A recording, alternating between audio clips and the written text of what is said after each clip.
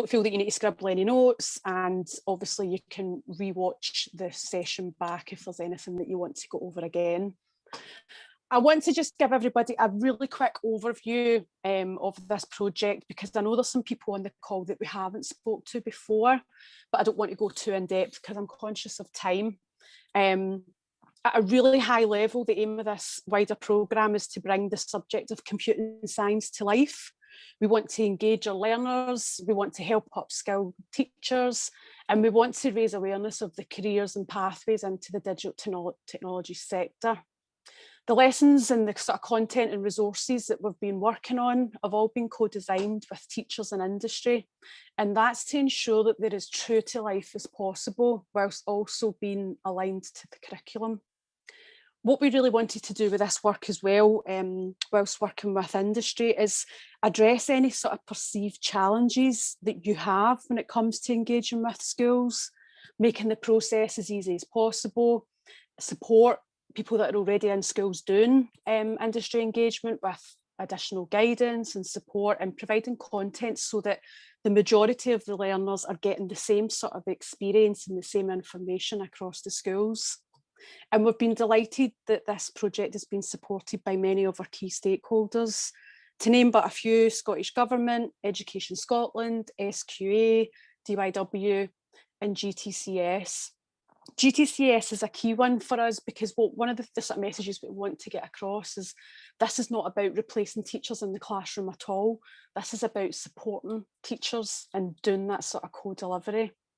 And also, just one thing to note, as a team, we're also very aware of the Scottish Government digital strategies, the Logan Review, the AI strategy, everything that's coming up in the future.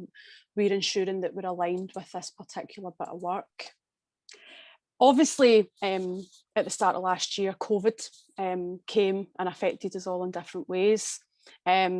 This particular work was obviously designed initially for industry folks to be physically in the classroom, standing side by side with the teacher, and obviously engaging with the young people, but we had to adapt our approach and very much look at how we could continue this work, albeit virtually. So one of the things that we wanted to do was create this best practice guide for engaging with schools in a virtual manner.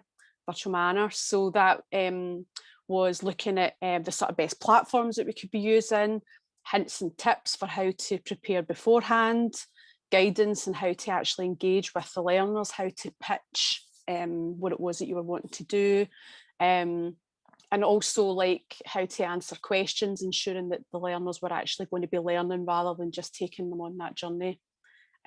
So what we decided to do was create our best practice guides with all these sort of hints and tips, which we're going to look at today, along with some of the resources that have been created as well. So in today's session, I'm going to hand over to Craig and Daniel. They're going to run through the resources that we've created to give you all a feel for this type of engagement. What we want to do at the end, or actually through the session, is we'll capture some of your feedback and some of your thoughts on how you feel about industry engagement and the sort of challenges that have been perceived as well. Due to the sort of high number of folk that have signed up for this call today, we're going to be using some sort of tools to capture this in a poll. And one of the things that I would invite you to do is, if you've got any questions at any point, please put them in the chat.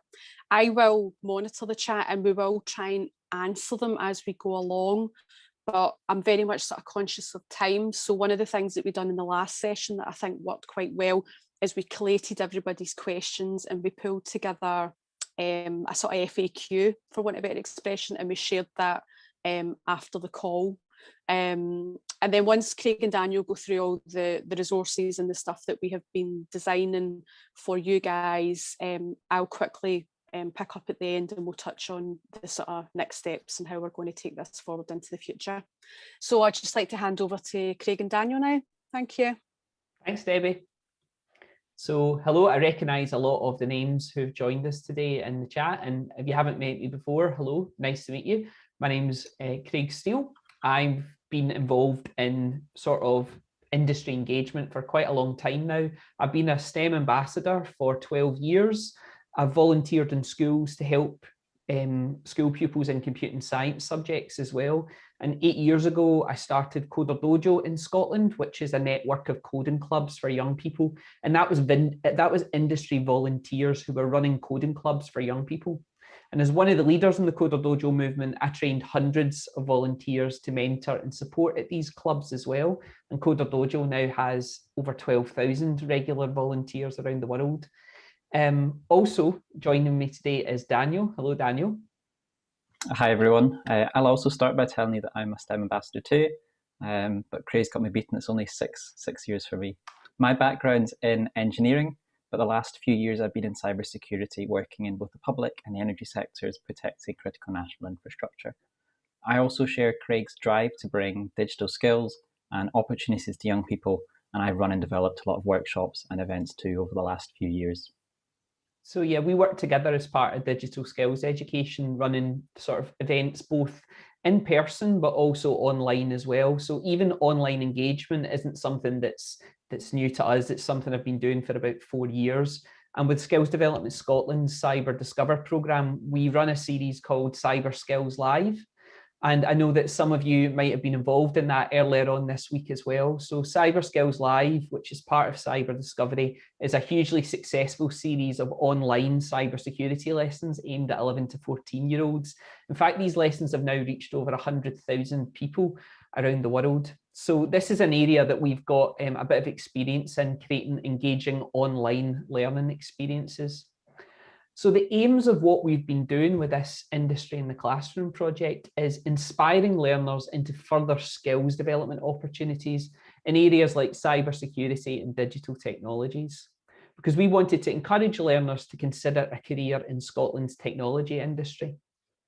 And the important thing here is it's allowing industry volunteers to support teachers by delivering high quality and industry relevant learning to their classrooms. So we just wanted to get an idea of the type of people who are taking part today. So Daniel, you've got a couple of polls, don't you, that we can hopefully launch? Yep, so I'll just launch the first poll just now. And we'd like to know whether you've run engagement sessions with school before.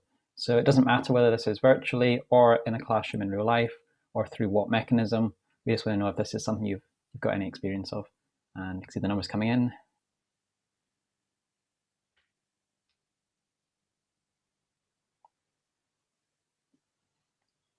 They're starting to come in now, nearly there. Yeah. So have you run engagement sessions with schools before, either virtually or in real life?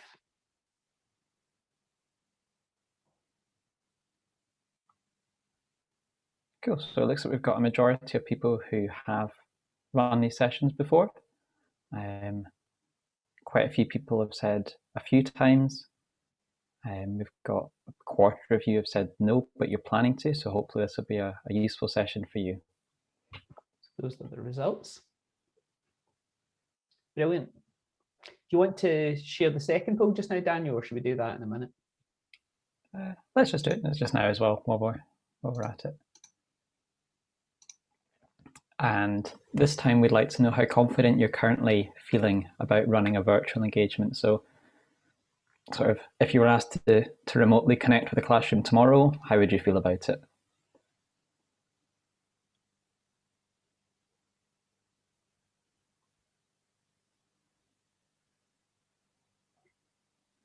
Answers are starting to come in now.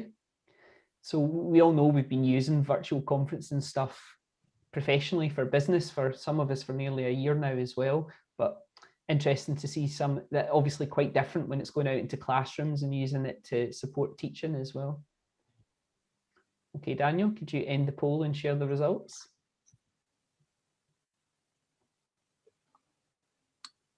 So the majority of you said that you're not that confident, but not that it's not at all confident, but you might just need a bit of help to get going with connecting with schools. And then about a third of you are saying that you are confident or you're very confident, which is great. So that's lucky, because hopefully the stuff that we're going to share today is going to move you, up that scale, make you a bit more confident about doing this type of thing in the classroom as well. So let's not think about the virtual side of it for a moment. Let's think back to the basics. What is it that makes a great industry in the classroom session? So is it cool projects? Is it interesting lessons? Is it the learners getting to play with tech? Or is it maybe from the school point of view, is it maybe teachers who get more people to choose it as their subject? Or from you as the sort of industry or employer side of it, is it getting your name out there and sort of maybe more people applying for a job with you in the future? So when I think back to our coding clubs and things like Coder Dojo, we asked learners, what was it that they enjoyed the most about working with people from industry? So one of the things they said was, okay, it was learning something new. So I know from my own experiences in the classroom is that learners are always keen to learn more about technology. They enjoy trying out new tech or playing around with things. So what that tells me is that educational content is important, and it's not enough just to have a sort of fireside chat or go in there with the chance to promote a business. It's not just about that. They also like the change of pace. They like the idea that they're getting to do something a little bit different. It doesn't feel like a school lesson. So that tells me that school sessions need to have their own sort of energy, their own sort of ethos, something that can make the learners feel excited, but you as the volunteer as well, feeling good about getting involved in it as well. But by far the most important thing, the thing that learners and teachers told us was the most important about industry engagement, is the people. It's the thing that they tell us over and over again. It's being able to chat with someone in industry and hear some of those stories. So it's important that you remember the thing that makes the industry engagement the best isn't necessarily the technology or the lesson plans. It's the people. It's you. You're the one doing it. You're the most important part of that. So what then are the perceived barriers that might make virtual engagement difficult? Well, we know we've got talented volunteers, so people from industry who are willing to share their skills and experiences. But you're professionals, but they're not necessarily teachers. They're not used to delivering lessons, far less doing it remotely. And that's the real challenge. What do you actually do when you go into a classroom virtually as well? How do you make something that's exciting? But importantly, it's at the right level of difficulty for those learners, and that it fits in with what a teacher might be doing in the classroom, that it's not going against what they would be doing, that it's helping them, it's useful for the school as well. And there's also some technical issues that need to be overcome too. How can you make sure that your virtual engagement session is interactive, that it's inclusive, that everyone can take part in it, and that importantly, it's safe? So as part of this project, we wanted to create resources and materials that would go about addressing those barriers. So how could we make it possible for teachers and learners and volunteers to deliver high quality engagement? And we knew that there needed to be high quality materials that we had tried and tested. We don't want the volunteers to have to make the resources. And they need to be able to make an impact, a positive impact on the classroom as well. They make people want to consider studying in that area, or maybe looking for a job in that area in the future as well. And they need to be planned out, these resources, so that you could just pick up and use them. There's no point in us making resources that actually it would take a volunteer weeks to learn, or a school teacher wouldn't have the resources to be able to use them. So how are we going to do it? Daniel, that's over to you for this next part then. Thanks, Craig. So I'm going to walk you through in a little bit more detail what it is that we've produced and give you a flavour for the type of session that you'll hopefully be hosting soon. So our model of best practice is a step-by-step manual to having a high quality engagement. It will tell you how you can partner with the school, how to prepare for your engagement, and it'll also present regular best practice to help you get the most out of your time with a class. We don't expect you to be creating the activities that you'll be delivering, so we've created a catalogue with a curated collection of activities that would work well for one of these virtual engagements. We've also produced some sample engagement plans, and you'll get everything that you need. So a detailed plan of what to do when, slides, workshops, and even poll questions that you can ask the learners. So let's step through each of these resources in turn and explain what they are and how to use them. So first up, we've got our best practice guide. So the best practice guide is a manual, and that tells you everything that you need to know about running a successful engagement from start to finish. It covers organising and structuring your session, technical considerations, and it coaches you on how to make the most of the opportunity that you've got. For each step of the engagement, you'll find practicable guidance, which is written in a way that someone who's never done something like this before would be able to feel comfortable, confident, but also capable of running a session. So here's the page that covers how to give a good introduction. So the general format of this document is to provide helpful step-by-step instructions on what to do and also what you shouldn't do. So we've got examples of good practice and bad practice to help you out. And each section ends with a few best practice bullet points, which tell you the key messages that you need to bear in mind when you're giving your session. We've also got some nice illustrations to show you the setup and also how these engagements might look or feel in practice. So you might have noticed on the last slide, the introduction was titled Hook, and we've got a 5-step recipe to a great engagement. The suggested timings are for an average school period length, and they're there to give you an idea of how long to spend on each stage in relation to one another. So the guide's got a section that covers each step in detail, but I'll give you a quick high-level summary just to kind of give you some context. So step 1 is the hook. That's your chance to make a positive first impression and capture the learner's attention. So this is really about relating what you do to their life and the wider world so you can have maximum impact.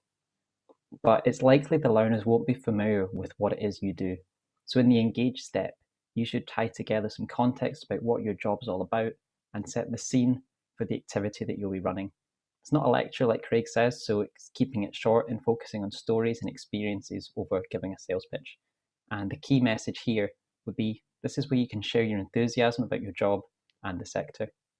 The main activity is the main event. So this is the learner's chance to get a taste of your sector. It will be the longest part of the session, and it will probably take about as long as everything else added together. And this is the practical task, where you'll set a challenge or you might play through an activity together. Once you've done the activity, it's time to talk careers and involve them in a conversation. So this is their chance to have their questions answered by an expert. And this might be the first time they've had a chance to speak to someone who does what you do or works in your industry. So keep an open mind to similar careers or other jobs that you interface with, and it's about involving everyone in the classroom in that conversation. It's entirely possible and quite likely that they haven't considered all the supporting roles that exist in your industry too. So maybe they've got their eyes set on work in the video games industry, but they've got a real passion for marketing. Maybe you could be that link. But before you know it, there'll be a few minutes left. So before the session finishes, you should give them all you need to sustain the momentum and the interest that you've developed over the last hour or so. You might want to show them the page on the Digital World website where they can learn more about your job.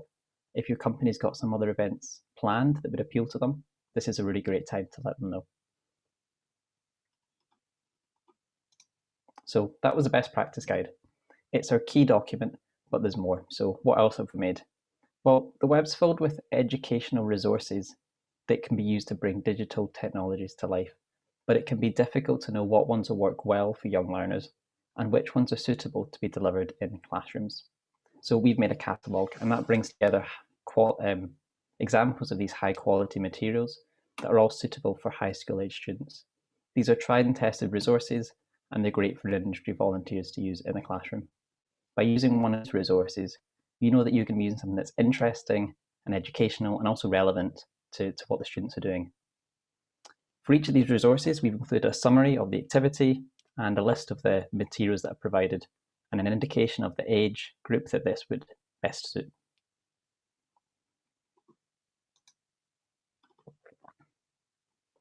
So we've also created 4 lesson plans ourselves, and these are pretty much pick up and play.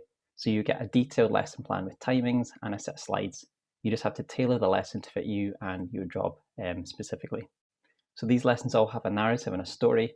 So even if the activity or the subject doesn't appeal to everyone in the room, hopefully the whole class will enjoy it and appreciate why they're doing the tasks.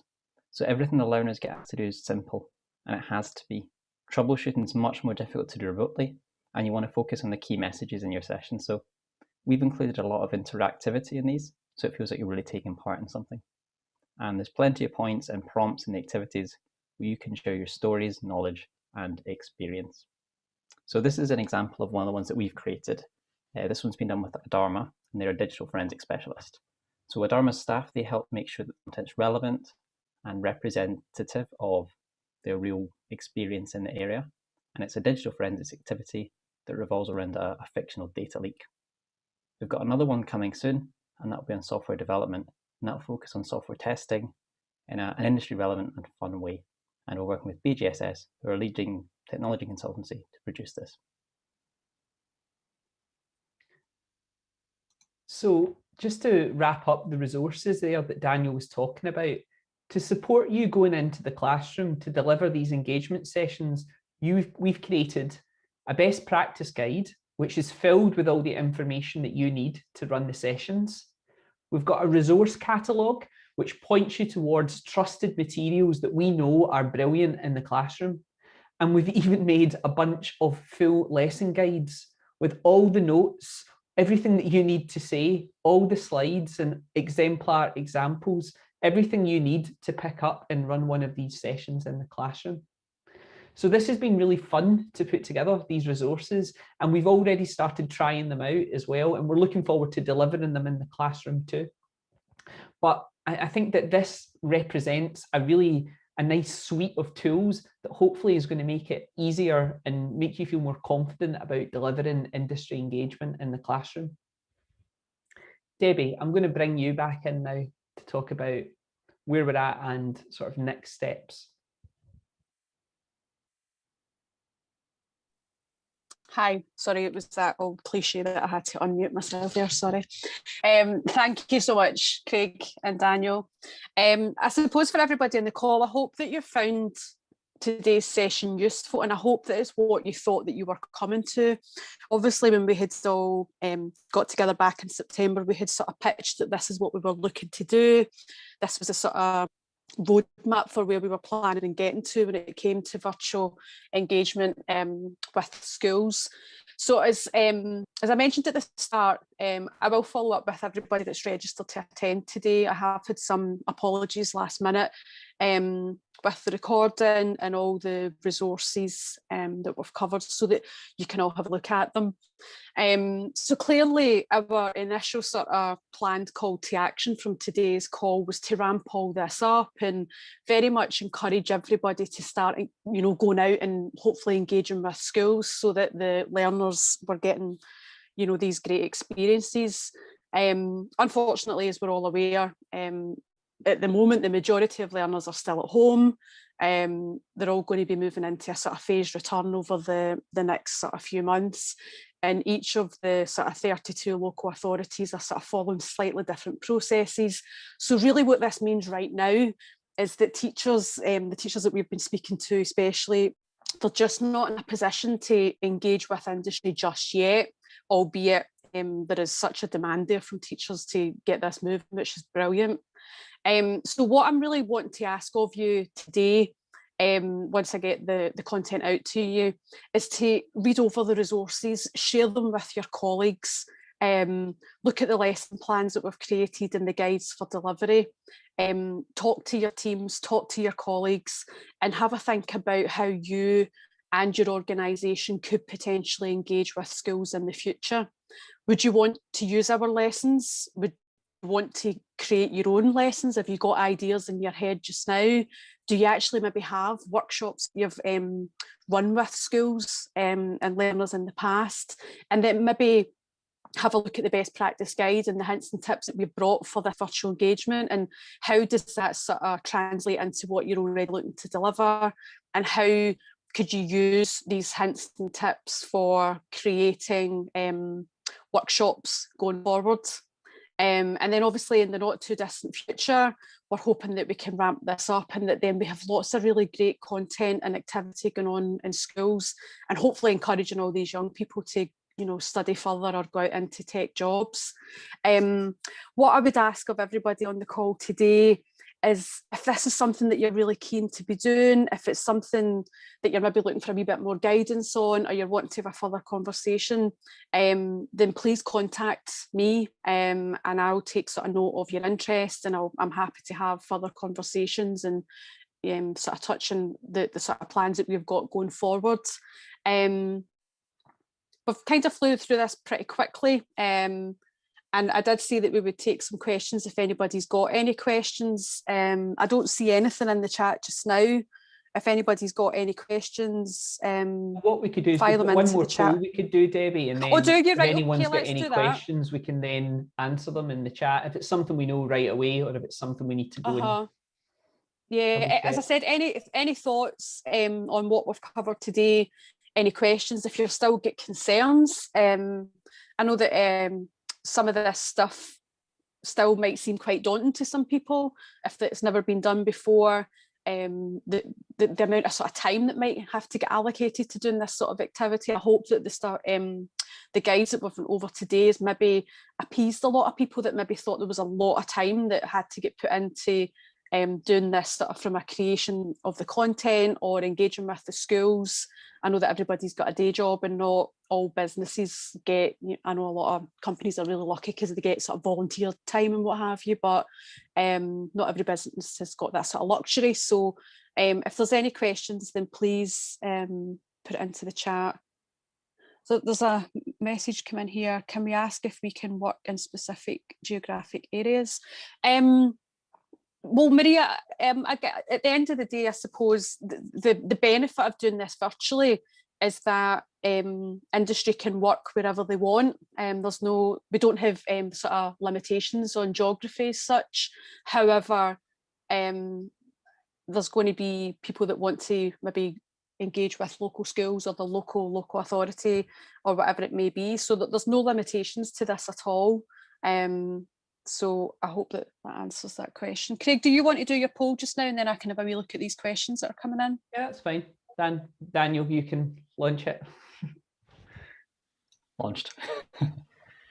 So given these resources that we've created and they'll be getting shared with you very shortly, how might this change the way that you feel about running a virtual session with a school? Do you feel more confident than you did at the start? Do you feel about the same as you did? Or have we said something awful and put you off? Give you a few more seconds to answer that.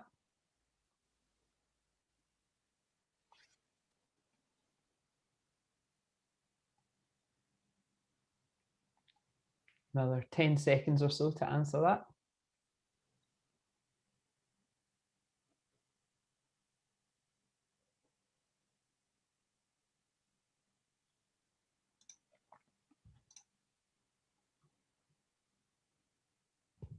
Well, that's a good sign. So most people are feeling more confident, or at least about the same, in terms of these, hoping that these resources will make it easier for them to deliver this type of thing in the classroom. So that's great. Awesome. There have been a couple of questions that have come in, primarily around how we are going to look at sort of coordinating the schools and getting the schools involved and how that would look sort of work going forward. From a planning perspective, we are very much looking at sort of working with our sort of partner networks to, one of the things that we really need to do is we need to build up the demand and the awareness for schools so that schools know that this is actually happening. And then there's going to be discussions and plans around the platforms that get used and the methods and the processes that we follow to make sure that the schools are engaged in as much as we have industry working with us as well. And then we can make sure that everybody gets partnered up properly. So yeah, I hope everybody's found this really useful today. And then once you get some time to read over the resources, as I said, if anybody's got any questions or further thoughts on what we're doing, please do get in touch. And also if anybody's interested in moving this forward, then please just drop me an email and it would be great to chat to you.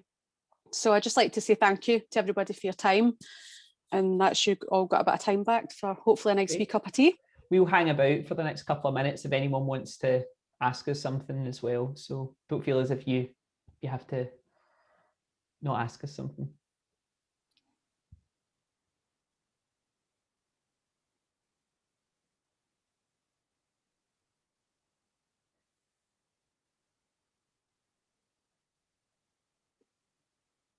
Thanks, Maggie. Thanks, everyone. Thank you.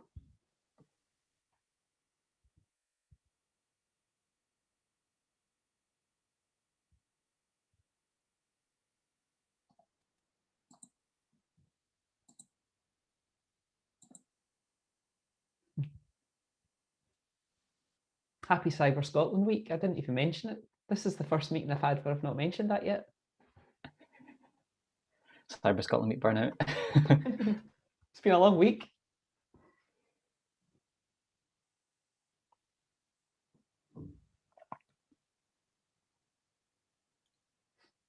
Thanks, Maria. Yeah, once you've read the resources, you might have a few questions or they might answer your questions.